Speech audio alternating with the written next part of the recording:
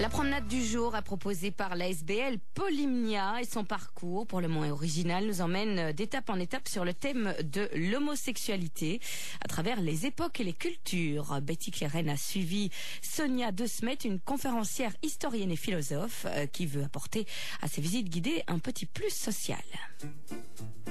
C'est l'église Saint-Madeleine. C'était une église des Templiers. Donc au XIVe siècle, ils sont brûlés pour sodomie.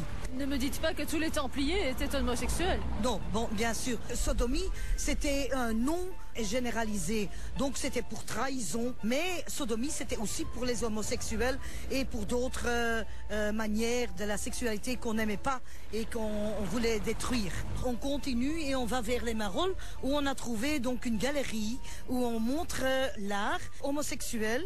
Depuis le 1er mai, on a ouvert cette galerie et c'est dans l'ancien cinéma, à la rue Haute. Avant la galerie, il y a encore une étape. On va passer le premier rempart du XIIe siècle. C'était une tour et là, il y avait le point de rencontre des gays. Au Moyen-Âge, même au XVIIIe siècle, XIXe siècle, ça a été toujours un point de rencontre. Et là, on commence à parler comment on se rencontrait et tout ça. Place de Dinan également. Qu'est-ce qu'on fait place de Dinan? Il y avait un cloître qui était fin du XVIIIe siècle, c'était un cloître des Alexiens. Il faisait beaucoup pour les fous, il faisait beaucoup pour les gens qui avaient la maladie de la peste. Il emprisonnait des gens, des bourgeoisies par exemple, des homosexuels aussi, qui n'étaient pas acceptés de la famille. Il les enfermait pour 3 mois, 6 mois, même toute leur vie, et la famille payait bien. Donc c'était une façon de les cacher pour la société.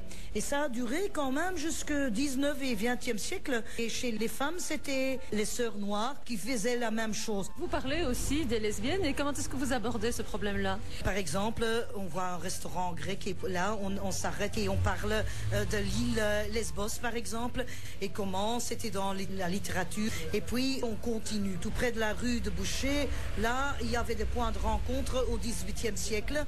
Et là, il y avait des cafés où il y avait aussi des femmes.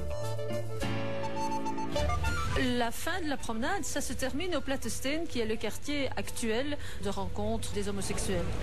Alors nous voilà dans un café fréquenté par beaucoup d'homosexuels. C'est tout près de Notre-Dame du Bon Secours, qui est un de vos arrêts aussi sur la promenade. Donc cette église de Bon Secours est prise comme la paroisse des homosexuels. Les Gay Pride commencent là et ils commencent avec une messe.